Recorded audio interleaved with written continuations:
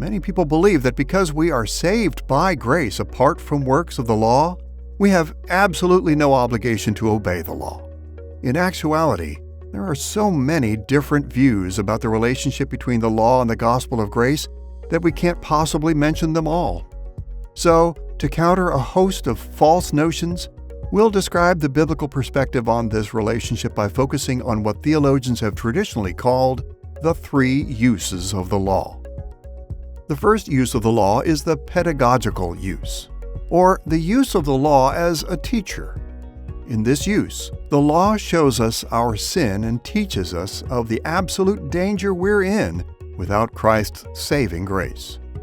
We all know the experience of learning that something is forbidden and being drawn all the more to do it. Paul wrote about his own experience with the pedagogical use of the law in Romans chapter 7, verses 7 and 8, when he wrote these words, "I would not have known what it is to covet if the law had not said, 'You shall not covet.' But sin, seizing an opportunity through the commandment, produced in me all kinds of covetousness." This use of the law is commonly associated with the biblical teaching that believers were once under law, but are now under grace. When unbelievers are confronted with the law's standards and penalties, they are incited to sin even more, and they recognize the punishment or curse that the law threatens against them because of their sin. This threat drives some unbelievers to Christ, who graciously saves them from the law's curse. The civil or second use of the law involves the way the law restrains sin by threatening punishment against those who violate it.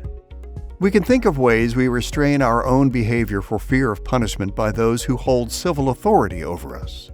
This use of the law is for believers and unbelievers alike. God has designed the law in civil societies as an instrument for restraining evil. According to God's plan, we are to obey our civil authorities. We should note, however, that when our governments defy the law of God, we are always bound to follow God's law. The normative or third use of the law is very helpful to study when we think about the law in terms of the gospel and Christian ethics. The normative use applies the law as a revelation of God's will for Christian living. We might compare it to the household rules that parents make to keep their children safe. Rules children obey because they love and trust their parents.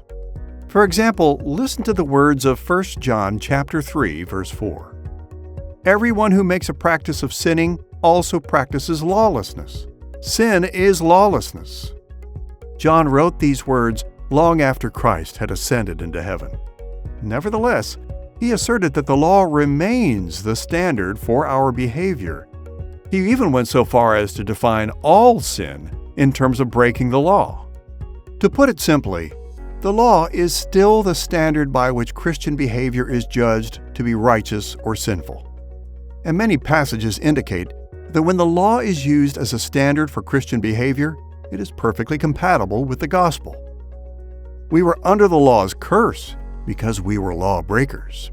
But now that we are saved, we are counted as perfect law keepers in Christ, so that we receive the law's promised blessings of salvation and life.